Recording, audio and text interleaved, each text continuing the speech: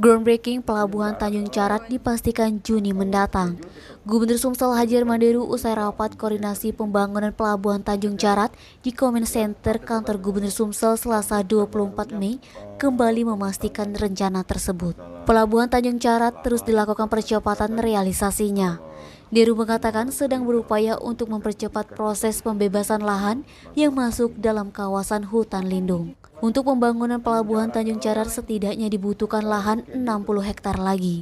Pelabuhan ini akan menghubungkan langsung setiap pengekspor tanpa harus melalui pelabuhan di provinsi luar Sumsel. Jika terrealisasi semua sumber daya alam di Sumsel tak lagi melalui Lampung atau Pelabuhan Bom Baru yang kapasitasnya sangat terbatas. Edi Handoko, Sumeko TV melaporkan.